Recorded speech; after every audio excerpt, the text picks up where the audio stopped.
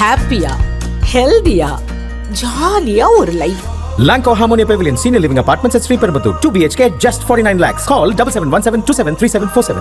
வானாகி மண்ணாகி வடியாகி ஒடியாகி. சார் சத்தம் கூட்டாதீங்க சார். மைக்கும் மனைவியும் ஒன்றா இருக்கக்கூடாது. இல்லை ரெண்டு கத்தக்கூடாதுன்னு சொன்னேன். சத்தமே கூட்டாதீங்க. ஏன்னா 50 வருஷம் ஆச்சு. திராவிடம் கத்தி கத்தி தான் நாட்டை கெடுத்திருக்கான். புரிஞ்சு கைத்தட்டின 43 பேருக்கு நன்றி. வானாகி மண்ணாகி வடியாகி ஒடியாகி ஊனாகி உயிராகி உண்மையுமாய் இன்மையுமாய் கோணாகி யான் என தென்ற வரவரை கூத்தாட்டும் வானாகி நின்றாரை என் சொல்லி வாழ்த்துவேனே என்று நினைத்தாலே முக்தி தரக்கூடிய, எதிரிகளை சுட்டரிக்கக்கூடிய திரு அண்ணாமலையை மனதில் நினைத்து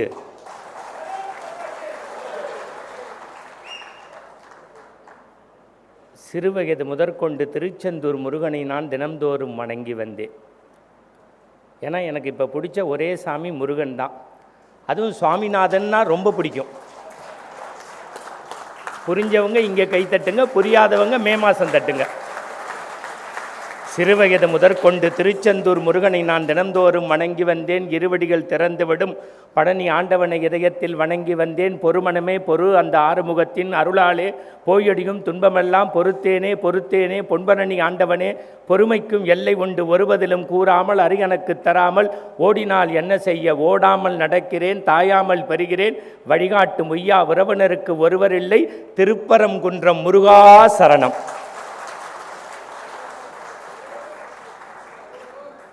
இப்போ தான் பாஸ்கருக்கும் நாச்சியப்பனுக்கும் தீபத்தை பற்ற வச்ச மாதிரி இருக்குது.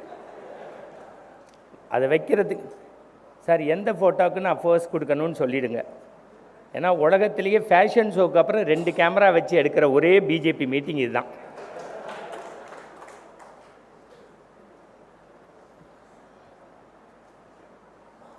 நண்பர்களே, காலையிலேருந்து நிகழ்ச்சி நடந்துக்கிட்டு இருக்கு. எனக்கு 52 வயசாகுது. 32 வருஷமாக தமிழ்நாட்டில் பேசிக்கிட்டு இருக்கேன். 14 வயசுலேருந்து மேடையிலேயே பேசி மேடையிலேயே குளித்து மேடையிலேயே தூங்கி வாழ்ந்திருக்கேன். என் சரித்திரத்தில் 3:30 மணிக்குன்னு பேச்சு போட்டு 3:10க்கே மைக்கு கொடுத்த வாழ்க்கையில் ஒரே அரசியல் மீட்டிங் இது ஒன்று தான். அதுலேயும் 2 பேர் குப்புறப்படுத்து கை தட்டுறான் பாரு. அப்புறம் எப்படி பிஜேபி கிழிக்கும்?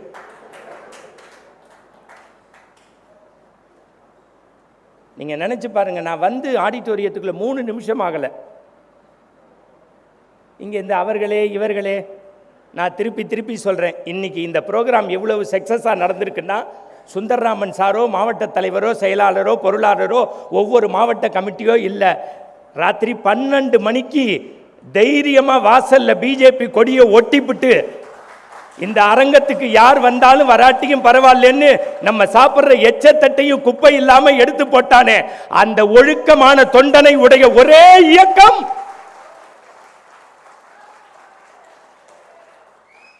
உண்மையிலேயே நான் சொல்றேன் உங்கள்கிட்ட, நீங்க யாருக்காவது நன்றி சொல்லணும், இல்லை இந்த இயக்கம் வளரணும்னா வசதி இருக்கிறவன் அள்ளி கொடு, இல்லாதவன் கிள்ளி கொடு, அதுவும் முடியாதவன் இயக்கத்துக்கு உடல் உழைப்பு கொடு, அதுவும் முடியாதவன் நல்லது செய்கிறவனை தப்பு பேசாம போ.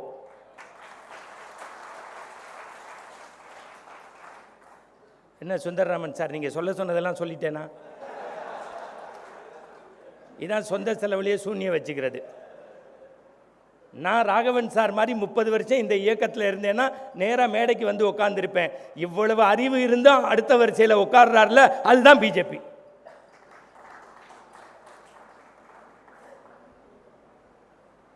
முதல்ல நீங்கள் அந்த கம்பேர் பண்ணுறம்மா வாம்மா, நீங்கள் தான்மா வாங்கம்மா. இந்த அம்மா தான் காலையிலேருந்து ரத்த வாந்தி எடுக்கிற மாதிரி பேசிக்கிட்டே இருக்கு. நல்ல ஒரு கைத்தட்டு கொடுங்க. பத்தலையே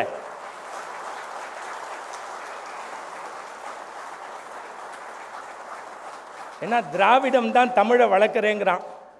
ஒரு பயலுக்கு இம்மி இன்னி இட்டி இப்பி இரு இச்சியே வரல. இது எங்கள் பல்லக்க வெள்ளக்கம் பிரகிராமுக்கு இல்லை பெல்லம்மா அப்படிங்கிறான்.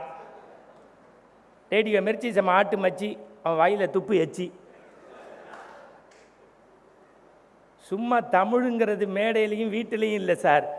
அருமையாக அந்த அம்மாவை நான் வந்ததுலேருந்து பல நிகழ்வுகளை பார்த்துருக்கேன். தமிழை சரியாக உச்சரிக்கக்கூடிய ஒரு நபரை வைத்து நிகழ்ச்சி நடத்துவதே முதல் பாராட்டு.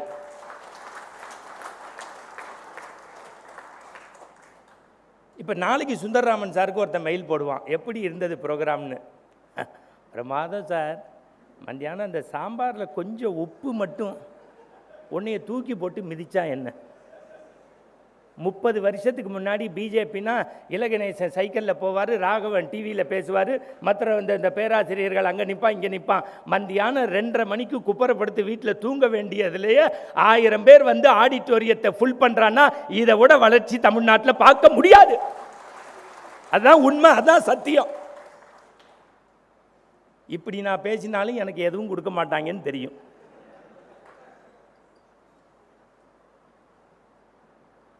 நான் கூட கேட்டேன் சுந்தரராமன்ட்ட, ஐயா எவ்வளோ நேரம் பேசணுன்னு. அதுக்காக அவங்கள மெட்ராஸ்லேருந்து கூப்பிட்டோம், நீங்கள் எவ்வளோ நேரம் வேணாலும் பேசுங்க, 3:45க்கு நாங்கள் ஆஃப் பண்ணிடுவோன்ட்டார். நான் ஆள் இல்லாமையே 6 மணி நேரம் பேசுவேன். டிவி ரேடியோவில் டைரக்டர் மட்டும் இருப்பார், ஆக்ஷன்பா, கேமராமேன் மட்டும் அப்படிம்பா. நான் அப்போயே 6 மணி நேரம் பேசுகிறது. மத்தியானம் 3 மணிக்கு வாழ்க்கையில் நான் சொல்கிறேன், மெட்ராஸில் 1000 இடத்துல நான் போய் பேசியிருக்கேன். மெட்ராஸில் போடுற பிஜேபி மீட்டிங் ஹால் மீட்டிங்கை விட ஒரு கோயம்புத்தூரில் இந்த மீட்டிங்காக 1 மாதம் இருக்குது சார், தூங்காமல் வேலை பார்த்தால அத்தனை தொண்டனுக்கும் ஒரு கைத்தட்டி நன்றியை பத்தாது, பத்தவே பத்தாது.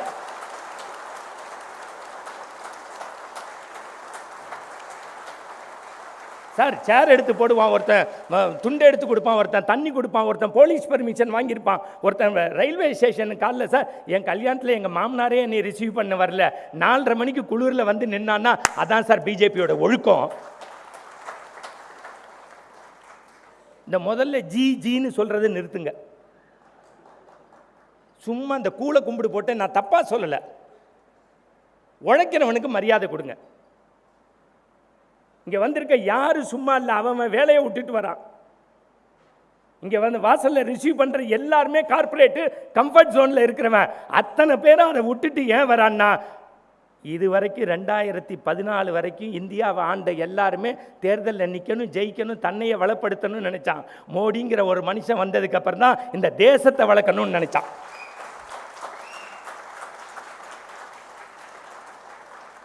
அதானே உண்மை. ஏன் நல்லா நிற்கிறீங்க 7 பேரும், நல்லா இல்லாட்டி நைஸாக கிளம்பிடலான்னா? அதில் எங்கள் மொட்டை பாசை தான் என்னை நயன்தாராவை பார்க்குற மாதிரி பார்க்குறாரு. உட்காருங்க. தமிழ்நாட்டில் கவர்ச்சி நடிகையே இல்லாமல் கூட்டம் நடத்த முடியும்னு நிரூபித்த பிஜேபி இந்த விங்குக்கு முதல்ல நன்றி. பின்னாடி அங்கே ஒருத்தர் மாப்பிள்ளை சொன்னேன்ல இந்த ஆள் நல்லா பேசுவான்னு.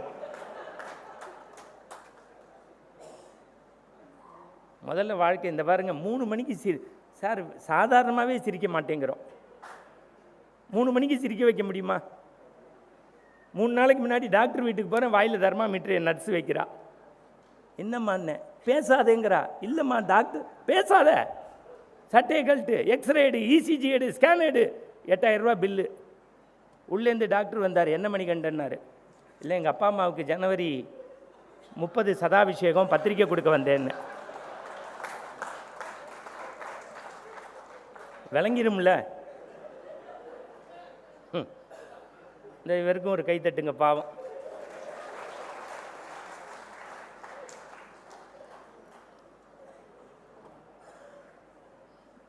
இந்த அடுத்து அவருக்கும் தட்டுங்க.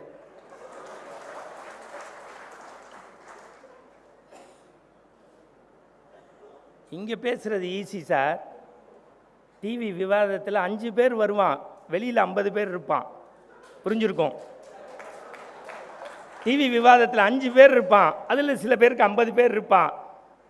50 பேர் வந்தாலும் 500 பேர் வந்தாலும் சிங்கிளாக போகணும்னு போனாரே சேகர் மாதிரி ஆளுனால தான் சார் இன்னைக்கு பிஜேபி இருக்கு.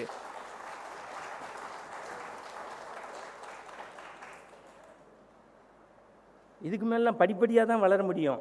என்ன பாஸ்கர் சார், ஒரே அடியாக வளரக்கூடாது. எனக்கு அப்படியே நடுங்குது உடம்பு.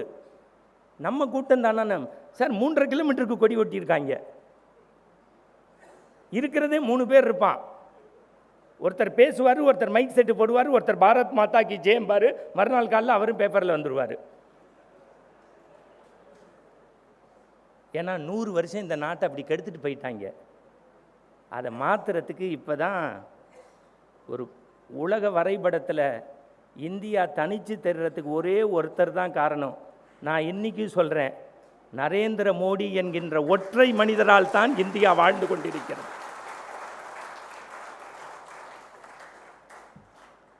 முதல்ல சாதாரண விஷயத்துலேருந்து நம்மளை ஆப் பண்ணணும்னு ரொம்ப பேர் துடிக்கிறான் தமிழ்நாட்டில். நானும் என் குடும்பத்திலையும் சொல்லிட்டேன், 50 வருஷம் எனக்காக வாழ்ந்துட்டேன், அடுத்த 50 வருஷமாவது நாட்டுக்காக வாழ்கிறதுன்னு முடிவெடுத்தாச்சு.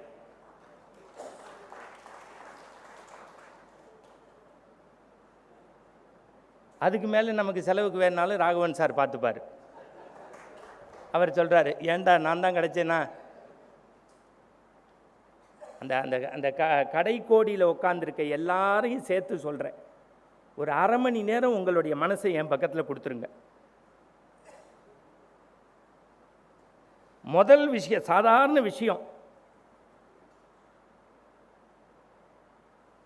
6809 மொழிகள் பேசப்படுது உலகத்தில். 6809 மொழிகள், அதில் 6 மொழி தான் பொதுமொழி.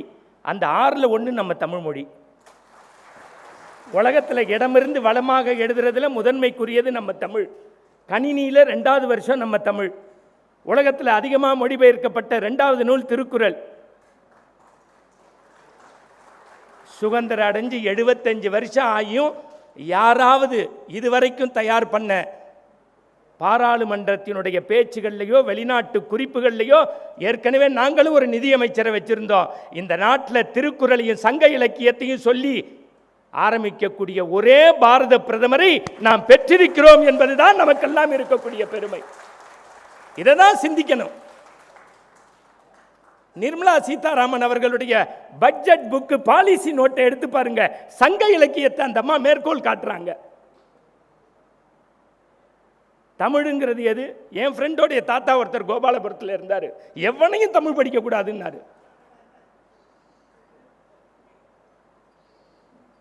அவன் பேரனெல்லாம் ஹிந்தி படிக்க சொன்னார்.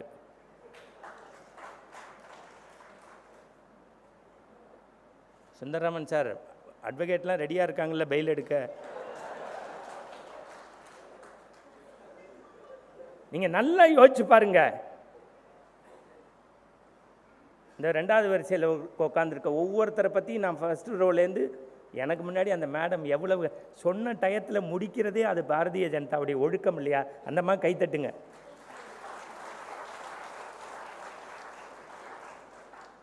நீங்கள் திராவிட இயக்கத்தில் ஸ்பீக்கர் வந்து கீழே உட்காந்துருப்பான், ஆரம்பிப்பான், நான் ஒன்று சொல்கிறேன். அந்த ஒன்று என்னன்னா, அந்த சொல்ல வந்த ஒன்றை பொறுத்தவரை அந்த ஒன்றை சொல்லிவிட்டு நான் சொல்லக்கூடிய ஒன்று இந்த நாட்டை கடைசி வரைக்கும் சொல்லாமே இறங்கிடுவான். அவனும் செத்து நம்மளையும் சாகடிச்சு. முதல்ல ஒழுக்கம் தான் சார் அரசியல். நீங்க நல்லா நினைச்சு பாருங்க.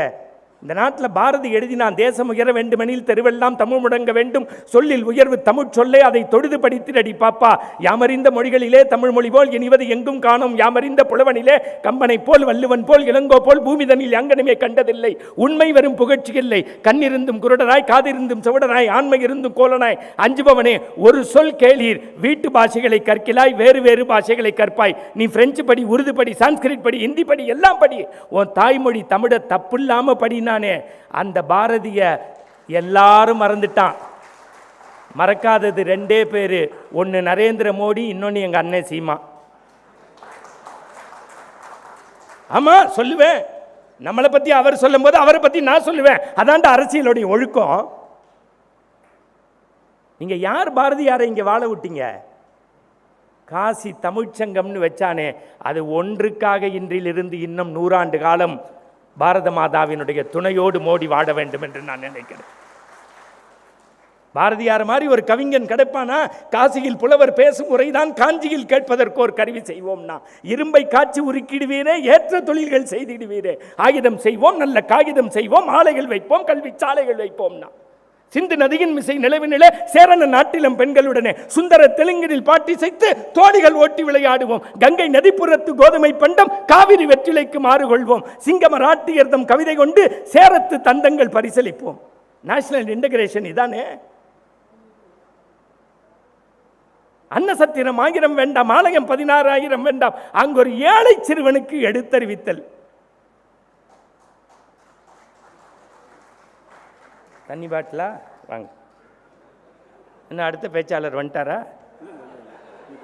இப்படி சொல்லி சொல்லியே கொடுத்துட்டாங்க நாட்டை. இவர் வந்து நீங்கள் பொறுமையாக பேசுங்க. எப்படியா பொறுமையாக இருக்க விடுறாங்க நாட்டில்? எனக்கு தெரிஞ்சு ஒரு ஆள் டார்ச்சை எடுத்து டிவியில் உடைச்சு பதறிட்டேன் நான்லாம். ஆனால் கோயமுத்தூரை நான் சொல்கிறேன், விழுந்து வணங்குறேன். அந்த ஆள்லாம் ஜெயிச்சிருந்தா நான்லாம் காணாமல் போயிருப்பேன். ஒத்த சீட்டுக்கு மொத்தமாக அடகு வச்சுட்டாங்கதா. இவங்க எல்லாம் கொள்கையை பற்றி பேசும்போது தான், சேகர் சார் நீங்கள் குடிங்க தண்ணி. நீங்கள் 35 வருஷமாக பேசியிருக்கீங்க, நான் இப்போ தான் குடிக்கவே ஆரம்பிச்சிருக்கேன் தண்ணி.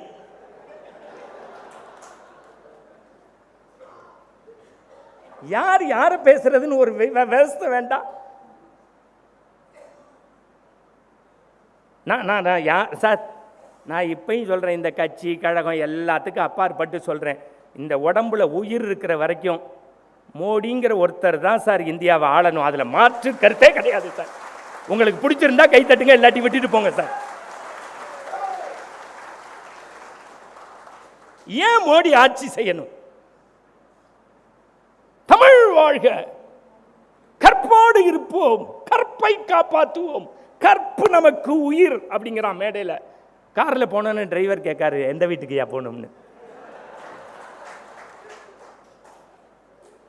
உண்மையா இல்லையா? மதவாதத்தை ஒழிப்போம், மதவாதத்தை எதிர்ப்போம். யார்கிட்ட பேசுறீங்க? இந்த நாட்டில் 3 பெட்டியோட ஒரு இடத்துக்கு போயிட்டு 2 பெட்டியோட வந்து 3 பெட்டியோட ஒரு இடத்துக்கு போயிட்டு 2 பெட்டியோட வந்து SLV-3 ராக்கெட்டையும் அக்னி ஏவுகணையும் கண்டுபிடிச்சது மட்டும் இல்லை, போலியோ அட்டாக் ஆன குழந்தைக்கு நேஷனல் ஆந்தம் பாடும்போது எந்திரிச்சு நிற்க முடியலேங்கிறதுக்காக 48 மணி நேரம் உழைத்து ஒரு செயற்கை காலை கண்டுபிடித்து ஒரு ஏழை பிள்ளையை சொந்த காலில் நிற்க வைத்து ஒழுக்கத்தோடும் அறத்தோடும் இருந்த மனிதன்தான் பிரதமரோடு ஒரு அடி விஞ்சி நிற்க வேண்டும் என்று வணக்கத்திற்கும் மரியாதைக்கும் உரிய வீடு வீடாக பேப்பர் போட்ட மனிதனை, வீடு வீடாக பேப்பர் போட்ட மனிதனை பேப்பராக தலையங்கம் வர செய்து இந்தியாவே கலாமுக்கு சலாம் போட்ட கலாமை இந்த நாட்டினுடைய ஜனாதிபதி ஆக்கிய ஒரே இயக்கம் பிஜேபி என்பதை மறந்துவிடக் கூடாது தோழர்களே. உண்மையா இல்லையா? இதெல்லாம் சொன்னா கோபம் வருது. உண்மை யோசிங்க.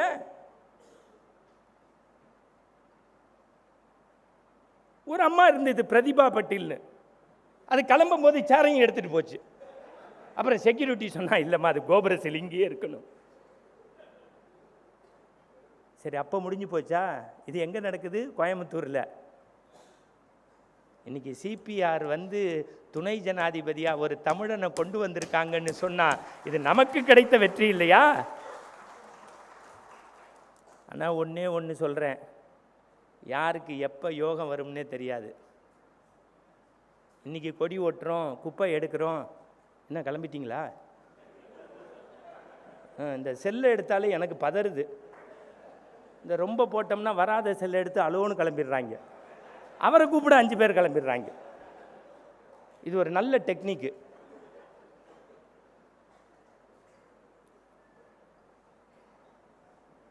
சுந்தர்ராமன் சார், யாராவது இந்த மீட்டிங் எப்படி நடந்ததுன்னு கேட்டால் டெல்லி வரைக்கும் ரிப்போர்ட் போடுங்க.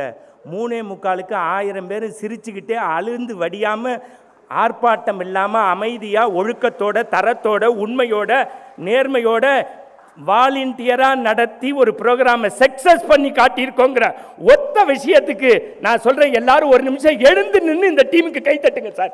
எழுந்து நின்று கை தட்டுங்க சார். இதை விட தி பெஸ்ட் கிடையாது சார்.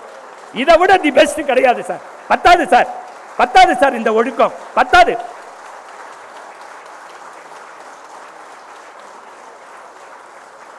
இந்த பெரியவங்கெல்லாம் மன்னிச்சுக்கங்க, பெரியவங்க மன்னிச்சுக்கங்க. ஏன்னா இதை விட அவங்களுக்கு வேற ஒன்றும் செய்ய முடியாது சார்.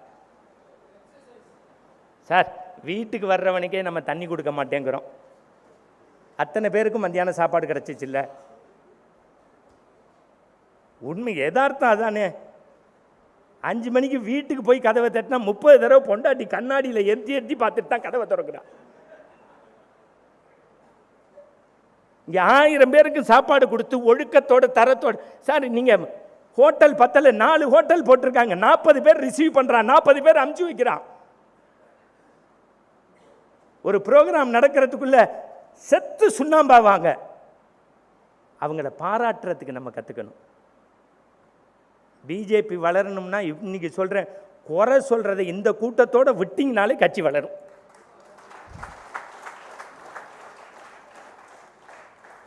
அவன் சரியில்லை, இவன் சரியில்லை, அவன் சரியில்லை. நீ முதல்ல சரியா இருக்கியா பாரு. ஏன் இப்படி மோடியை தூக்கி பிடிக்கணும்? அதுதான் இப்போ முதல் கேள்வி. ஒன்னே ஒன்று, சும்மா இந்த கும்மிடி பூண்டி தாண்டாமல், திருவள்ளுவர் தாண்டாமல், இந்த பக்கத்து தென்காசியை தாண்டாமல் ஜவடால் விடக்கூடாது. இப்போ நீங்கள் படித்தவங்க இந்த அரசியலில் இருந்தால் எவ்வளவு நல்லதுங்கிறதுக்கு பணிவோட ஒரே ஒரு செய்தியை சொல்கிறேன். ஆப்ரேஷன் கங்கான்னு பேர் சார், அதுக்கு பேர் ஆப்ரேஷன் கங்கான்னு பேர். இணையதளத்தில் ஒர்க் பண்ணுற உங்களை போன்ற சான்றோர்களுக்கு சொல்கிறேன், ஆப்ரேஷன் கங்காவை பற்றி எத்தனை பேர் நமக்கு தெரிஞ்சு வச்சுருக்கோம் சார்? இந்த பக்கம் உக்ரைன், இந்த பக்கம் ரஷ்யா, 2 பேரும் குண்டு போடுறான். 21,000 இந்தியர்களை 48 மணி நேரத்தில் செய்கூலி சேதாரம் இல்லாமல் 2 பக்கமும் மாணிக் பாஷா மாதிரி ஃபோனாக எடுத்து ஹலோ ட்ரிங் ட்ரிங், உக்ரைனா தொலைச்சிருவேன். ரஷ்யாவா ஹலோ பிரதர், எங்கள் ஆட்கள் பத்திரமா வரணும். பக்கத்து நாடுகளுக்கெல்லாம் ஆட்களை அமைச்சு 21,000 பேரை கொண்டு வந்தது பெருசு இல்லை. மறந்துடாதீங்க, 721 பிள்ளைங்க பழுங்கு குடியில் சோறு தண்ணி இல்லாமல், குடிக்கிறதுக்கு தண்ணி இல்லாமல், சிறுநீர் கழிக்க முடியாமல் 12 மணி நேரம் துடிச்சிருக்காங்க.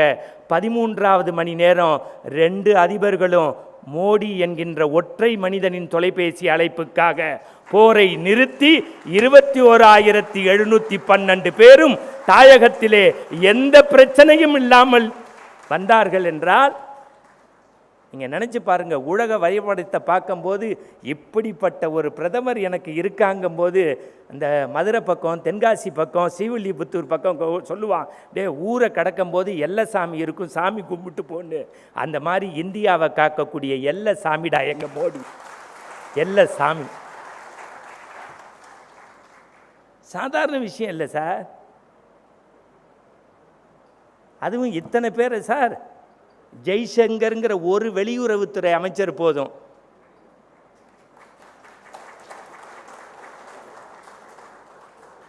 அமித்ஷாங்கிற சிங்கிள் ஜென்டில்மேன் போதும்.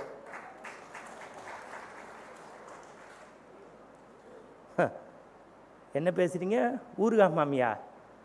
நீங்கள் நிதியமைச்சராக இருந்தபோது தமிழ்நாட்டில் என்ன கிழிச்சிங்கன்னு எங்களுக்கு தெரியாதா? நான் இன்றைக்கி சொல்கிறேன் சார், நிர்மலா அம்மா மாதிரி இன்னமும் ஒரு அறிவாளியை இந்த மண்ணு பார்க்காது சார்.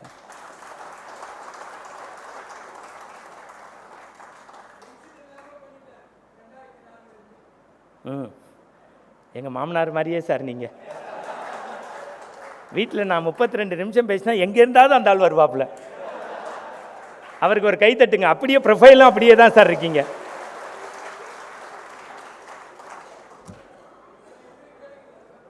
ரொம்ப சார் யதார்த்தத்தை பேசுகிறாங்க, உண்மையை பேசுகிறாங்க. நான் எவிடன்ஸ் இல்லாமல் சும்மா வந்தோமோ கத்தினமோன்னு போல அந்த ஒரு இது எல்லாத்தையும் விட்டுருங்க சார். இப்போ நான் ஒன்று கேட்குறேன். இந்த உலகத்தில் எல்லாத்தையும் பற்று பாசத்தை எல்லாரும் திறந்தவன்னு சொன்ன பட்டினத்தார் சொல்றாரு, 2 திங்களாய் அங்கமெல்லாம் நொந்து பெற்ற தொந்தி சரிய என்னால் துறக்க முடியாத துறவு தாய் துறவுன்னாரு. மறந்துடாதீங்க. தென்றலும் தேனும் சுவைமிகு களிரும் காணாரும் ஓங்கி வளர்ந்த மரமும் சந்தனத்தருவும் கடல் முத்தும் கட்டி தங்கமும் வீட்டிற்கு ஆவணங்களும் வேட்டைக்கு வேங்கையினும் இருக்கக்கூடிய கேரளாவினுடைய புகழ் வாய்ந்த காலடியிலே தோன்றிய கருணை கடவுள் இந்த மண்ணில் ஆன்மீகத்தை பரப்பிய ஆதிசங்கர பகவத்பாதா சொல்றாரு, எல்லாத்தையும் நான் எல்லாத்தையும் திறந்துட்டேன். ஆனா 2 திங்களா என்னை பெத்த என் தாயாரை திறக்க முடியலன்னு மாத்ருகா பஞ்சகத்தில் அழுகிறாரு சார். ஆதிசங்கரால் திறக்க முடியல, ரமணரால் தொடக்க முடியல, பட்டினத்தாரால் திறக்க முடியல. மறந்துடாதீங்க, வெடிகாலில் 7:20 தாயார் செத்து போகிறாங்க. 8:10 தன்னுடைய தனி அதிகாரி PSOவை கூப்பிட்றாரு. ஒரு அரசாங்க வாகனம் என் வீட்டு வாசலுக்கு வரக்கூடாது. காரணம், நான் பிரதமரை தவிர எங்கள் அம்மாவுக்கும் இதுக்கும் சம்பந்தம் இல்லை. ஒரு தேசிய கொடி பூத்தக்கூடாது. என் PSO யாரும் கூட நிற்கக்கூடாது. தானே தோல் தூக்குறாரு, இடுகாட்டுக்கு போகிறாரு, கடைசி காரியத்தை பண்ணார். 3:30 குளிக்கிறாரு, 5 மணிக்கு புறப்பட்டார். 7:40 கொடி எடுத்து, மறந்து விடாதீர்கள் தோழர்களே, இந்த நாட்டினுடைய வந்தே பாரதம் என்போம், எங்கள் மாநில தாயை வணங்குவோம்னு பாரதி பாடுற மாதிரி வந்தே பாரதுக்கு கொடியடிச்சு தொடங்கி வைக்கிறார்னா, நான் சொல்கிறேன் சார், உலக வரைபடத்திலேயே தன் தாயை விட இந்த தேசம் பெரிது என்று நினைக்கக்கூடிய ஒரே தலைவன்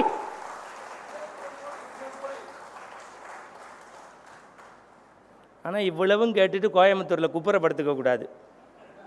ஏப்ரல் மாதம் அண்ணே ஜெயிச்சிருவோம்னே, ஜெயிச்சிருவோன்னு எவன் சொல்கிறான்னா அவன் தான் ஓட்டு போடலேன்னு அர்த்தம். ஆனால் இந்த தெருவுக்கே நீங்கள் வராதிங்கண்ணே, நாங்கள் பார்த்துக்குறோம் அப்படின்னா மொத்தமாக காலி பண்ணுறான்னு அர்த்தம். நீங்கள் நல்ல சார், எத்தனை பேருடைய தியாகமும் ரத்தமும் சிந்து உருவாக்கப்பட்டது. இதுக்கு பேர் என் வாழ்க்கையெல்லாம் நாசமாக போனதுக்கு ஒரே காரணம் சுந்தர்ராமன் தான்.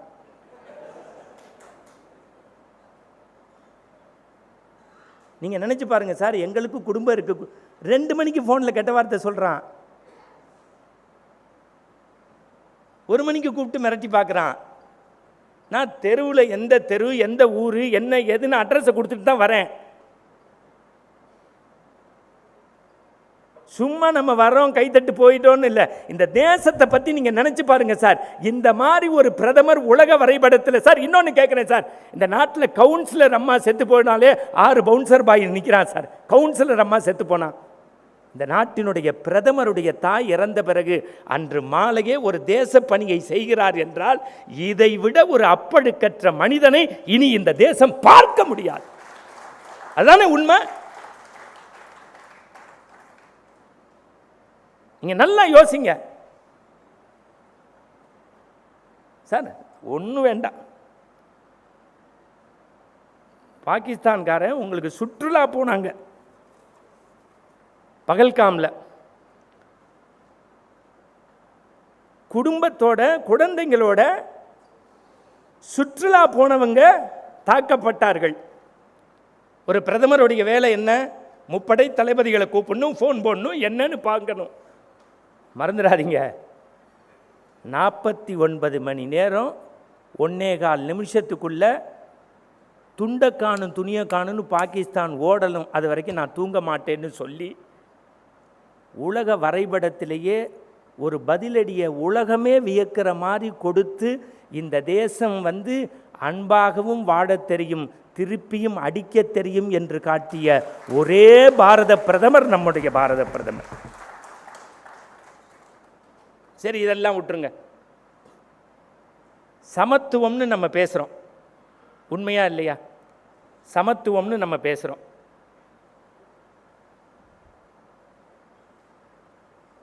யூஎஸில் கேட்குறான், நீங்கள் கூகுளில் போய் சர்ச் பண்ணி பாருங்கள். ஆப்ரஹாம் லிங்கனுடைய பேச்சு தான் பெரிய பேச்சும்பான் பதவி ஏற்பில். எதிர்க்கட்சி தலைவர் கேட்பார், அவர் பேசி முடித்தோன்னே, மிஸ்டர் லிங்கன், நான் காலில் போட்டிருக்க செருப்பு உங்கள் அப்பா தைச்சு கொடுத்தது. நடந்த உண்மை, வரலாற்று பதிவு. நீங்கள் யார் வேணாலும் போய் இப்போ வரலாறை படித்து பாருங்கள். மிஸ்டர் லிங்கன், நான் காலில் போட்டிருக்க செருப்பு உங்கள் அப்பா தைச்சு கொடுத்தது. உடனே லிங்கன் மேடைக்கு போகிறார். If you don't mind, humble request, நான் 2 மினிட்ஸ் பேசிக்கிறேன். என்றைக்கோ எங்கள் அப்பா செருப்பு தைச்ச கொடுத்தது உங்கள் பாதத்தை பாதுகாக்கிறதுனா ரொம்ப மகிழ்ச்சி. அதில் ஏதாவது டேமேஜ் இருந்தால் கூட்டம் முடிஞ்சோன்னு கொண்டு வந்து கொடுங்க, நானும் தைச்சு தரேன்.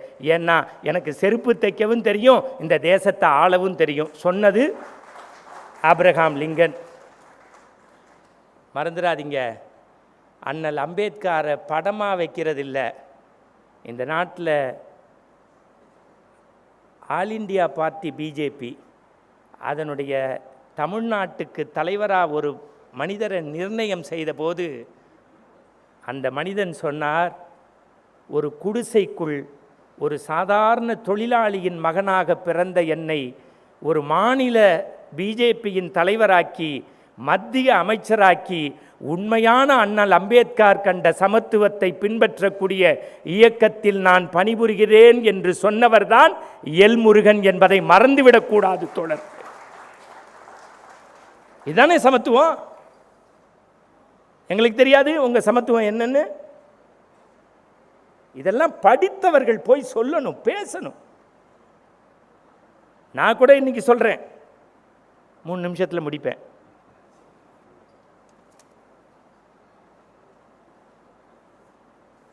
இந்த படித்தவர்களும் அரசியலும்னு எனக்கு ஒரு தலைப்பை வேற போட்டாங்க. 2014 நீங்க பாருங்க, 2014 இந்திய விமானங்களினுடைய நிலையத்தினுடைய எண்ணிக்கை என் அன்பு சகோதரிக்கு தெரியும், வெறும் 74. 2014 விமான நிலையங்களினுடைய எண்ணிக்கை 74. 2025 161. மறந்துடாதீங்க. 2014 பொருளாதாரத்தில் இந்தியா 11வது இடம். 2025 உலக வரைபடத்தில்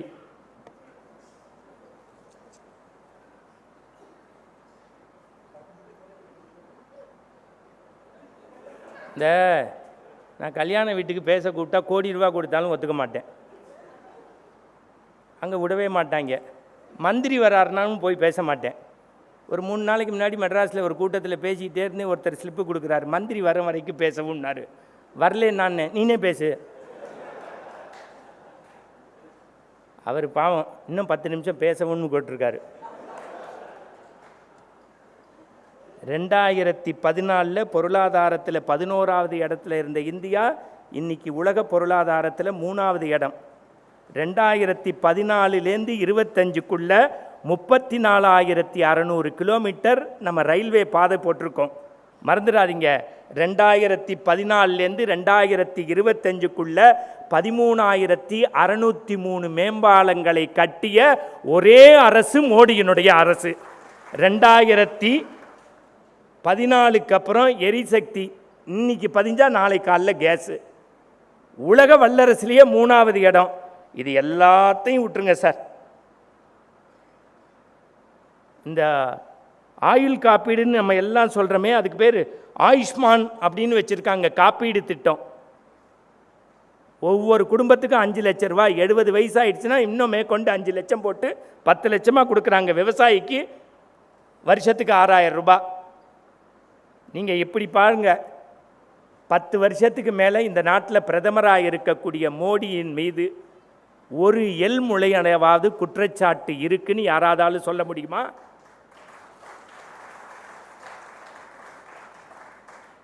இதுக்கப்புறமும் நம்ம தமிழ்நாட்டில் ஜெயிக்கலைன்னா நம்ம மனுஷனே கிடையாது. இப்படி முடிக்கிறேன். செய்ய வேண்டிய வேலையை எல்லாரும் சேர்ந்து சொல்லுங்க. செய்ய வேண்டிய வேலையை செய்ய வேண்டிய நேரத்தில் சரியாக செய்யணும். இல்லைன்னா சிக்கல் தான். இப்படி கேட்டுட்டு குப்புறப்படுத்துருவீங்கன்னு எனக்கு தெரியும். விடிஞ்சா எங்கள் வீட்டில் தீபாவளி. என்னது? யார் வீட்டில்? எங்கள் வீட்டில். அடுத்த வீட்டுக்கு அதென்னா நல்லா வாயை கொடுத்து பாருங்கம்மா. எங்கள் அம்மாவும் மனைவியும் ஒத்துமையாக இருக்கிறது அன்றைக்கி தான். ஏன்னா கடைக்கு போவாங்க, ஒரு 7 மணி நேரத்தில் பர்ச்சேஸ் பண்ணிவிடுவாங்க. என் மனைவி ரொம்ப நல்லவங்க. அந்த மேட்சிங் ப்ளவுஸுக்கு மட்டும் 2 டேஸ் எக்ஸ்ட்ரா எடுத்துப்பாள். வீட்டுக்கு வந்ததுக்கப்புறம் உண்மையை சொல்கிறேன் சகோதரி, என் மனைவி என்னையை பார்த்து சொன்னேன், அப்பாவுக்கு எடுக்கலையான்னா. எங்கே வந்து? வீட்டில். நானும் ரஜினி மாதிரி பழசை மறக்காமல், என் டிரைவர் பேர் நாராயணன்னு பேர், 8 மணிக்கு மேலே அவனை கூப்பிட முடியாது, அவன் எடுத்துருவான். தமிழ்நாடே அதுதானே, பாருக்குள்ளே நல்ல நாடு. பாரதியாரே பாடியிருக்காருங்கிறான். நான் சொன்னேன், இல்லைப்பா, அது பாருக்குள்ளே நல்ல நாடு, இது பாருக்குள்ளே நல்ல நாடு. மறந்துடாதீங்க. அவன் பேர் நாராயணன். 8 மணிக்கு தேர்தல் சாப்பிட்டானா சக்கரம் கையில் வந்துடும், அப்புறம் எனக்கு சங்கு ஊதிடுவாங்க. அங்கே 3 பேருக்கு சிரிப்பை பாரு, உனக்கெல்லாம் ஊதணும்டா. நல்லா கேட்டுக்கங்க. ஸ்கூட்டரை எடுத்துகிட்டு போயிட்டு எங்கள் அப்பாவுக்கு ஒரு பேண்ட்டு வாங்கிட்டு வந்துட்டேன். 9,027 ரூபா. ஆச்சரியப்படக்கூடாது, நம்மளை படிக்க வச்சு உயர்த்தினவர் எங்கள் அப்பா தான். அவருக்காக ஒரு பேண்ட்டை வாங்கி கொடுத்தேன். இந்த லேடிஸ்க்கு ஒரு நல்ல பழக்கம் உண்டு மேடம். எந்த சாரீ சுடிதாரு நைட்டியே போட்டாலும் எய்த்த வீட்டு ஆண்டிகிட்ட போய் காட்டுவீங்க. அவங்க நல்லா இருக்குன்னா தான் சாப்பாடு, இல்லாட்டி வறுத்து குத்திடுவீங்க. ஆம்பளைகளுக்கு ஒரு நல்ல பழக்கம் உண்டு. யாரும் இல்லாத ரூமில் தானாக போட்டு லூஸ் மாதிரியே பார்ப்போம். பாருங்கள், எல்லோரும் அனுபவ குத்து வாங்கியிருக்கீங்கன்னு அர்த்தம். எங்கள் அப்பா ராத்திரி 10:20க்கு பேண்ட்டை போட்டு இப்படி 2 தடவை நடந்து என்னை பார்த்து, எப்படின்னாரு, சூப்பர்ப்பா, நீ இன்னும் 2 தடவை போனால் முனிசிபாலிட்டி லாரியே வர வேண்டாம், அதுவே கூட்டிரும்னு. அதுக்கு பேர் இங்கிலீஷில் ப்ராப்ளம்னு பேர். என்னது ப்ராப்ளத்துக்கு என்ன சொல்லுவோம் நம்மெல்லாம்? உடனே அதை தீர்வுக்கு என்ன கண்டுபிடிப்போம்? Very good, solution. இதுக்கு என்னப்பா சொல்யூஷன்னாரு, 1 இன்ச்சு மடித்து வெட்டி தைச்சிருன்னு. சத்தியமாக எங்கள் அப்பாவுக்கு டெய்லரிங் தெரியாது. ராத்திரி 11 மணிக்கு எங்கள் அப்பாவுடைய அம்மா, எங்கள் பாட்டி 97 வயசு வரைக்கும் இருந்தாங்க. அப்போ 94 வயசு. எங்கள் அப்பா கொண்டு போய் சொல்கிறாரு ராத்திரி 11 மணிக்கு, விடிஞ்சா தீபாவளி, ப்ளீஸ் ஹெல்ப் மீ அப்படின்னாங்க. அதுக்கு எங்கள் பாட்டி சொன்னிச்சு, போடா லூசு பெத்த லூசு பையில, இவ தான் பெத்தா. எங்கள் அப்பா 9வது புள்ள, மொத்தம் 13 குழந்தைங்க. இதை தவிர எங்கள் தாத்தா போஸ்ட் மாஸ்டராகவும் இருந்தார். இல்லை சார், டெலிவரி நல்லா பண்ணுறாருன்னு சொல்கிறேன். சேகர் சார், நீங்கள் சிரிக்கப்படாது, அது அவங்க தாத்தா கையில் இருக்குது. நல்லா தெரிஞ்சுக்கங்க. என்ன சொன்னா எங்கள் பாட்டி, போடா லூசு பெத்த லூசு பையிலன்ட்டா. எங்கள் அம்மாட்ட கேட்டால் எங்கள் அம்மா சொன்னா, விடிஞ்சா தீபாவளி, வீட்டில் பலகாரம் செய்யணும், போயாச்சு. அத்தை அவள் அதிரடி விலை குறைப்பு, நம்ம காசு நம்மளே கொடுத்து அடி வாங்கி சாமான் வாங்கி குப்புறப்படுத்திட்டோம்.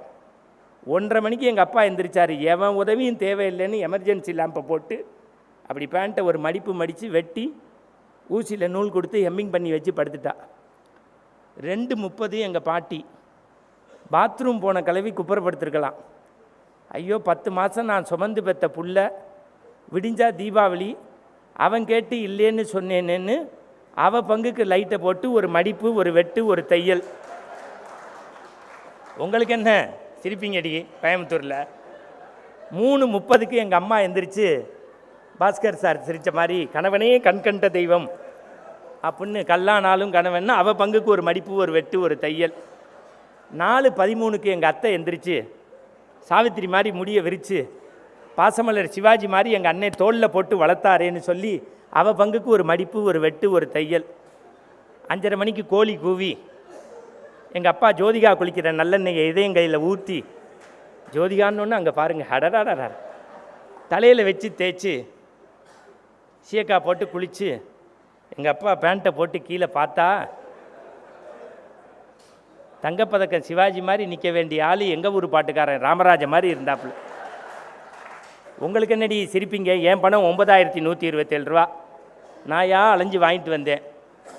சின்ன வேலை தான், செய்ய வேண்டிய வேலையை செய்ய வேண்டிய நேரத்தில் செய்யாமல் போனதுனால பேண்ட்டே ட்ராயர் ஆகிடுச்சு. இந்த மோடிக்கு தமிழ்நாட்டிலேருந்து சீட்டு கொடுக்கலைன்னா நம்மளும் சிரிக்க தவறியவர்கள். மறந்து விடாதீர்கள், உங்களை பொறுத்த வரைக்கும் மோடி மனிதன், என்னை பொறுத்த வரைக்கும் அவர் சாமி. நன்றி, வணக்கம். உலக தமிழ் சொந்தங்களுக்கு வணக்கம். நான் ராஜவேல் நாகராஜன். பேசு தமிழா பேசு வலையொலியுடைய வளர்ச்சிக்கு நீங்களும் உறுதுணையாக இருக்கணும்னு நினச்சிங்கன்னா, இந்த வீடியோடைய டிஸ்கிரிப்ஷனில் இருக்கக்கூடிய ரேசர் பே லிங்கை கிளிக் பண்ணுங்கள். அந்த லிங்க்கில் போயிட்டு உங்களுக்கு விருப்பமான தொகையை பேசு தமிழா பேசுவனுடைய வளர்ச்சிக்கு உங்களுடைய பங்களிப்பாக நீங்கள் கொடுக்கலாம். நன்றி, வணக்கம். பேசு தமிழா பேசு சேனலுக்கு ஆதரவு தந்து கொண்டிருக்கக்கூடிய பார்வையாளர்களுக்கு வணக்கம். அரசியல் ஆன்மீகம்னு மட்டும் இல்லாம இப்போ ஹெல்த்லயும் நம்ம வந்தாச்சு. ஹெல்த் சம்பந்தமான பிரச்சனைகளுக்கும், ஹெல்த் டிப்ஸுக்கும், ஹெல்த் கேருக்கும், இல்ல ஹெல்த் பத்தி ஏதாவது தெரிஞ்சுக்கணும் அப்படின்னு நினைச்சீங்கன்னா ஹெல்த் குரு சேனல் கண்டிப்பா உங்களுக்கு யூஸ்ஃபுல்லா இருக்கும். பேசு தமிழா பேசு சேனலுக்கு கொடுக்கக்கூடிய இதே சப்போர்ட்டை ஹெல்த் குரு யூடியூப் சேனலுக்கும் கொடுத்து அந்த சேனலை சப்ஸ்கிரைப் பண்ணி உங்க நண்பர்களுக்கு ஷேர் பண்ணும்படி கேட்டுக்கிறோம். நம்ம ஹெல்த் குரு சேனலோட லிங்கை டிஸ்கிரிப்ஷன்ல தரோம், மறக்காம செக் பண்ணி பாருங்க.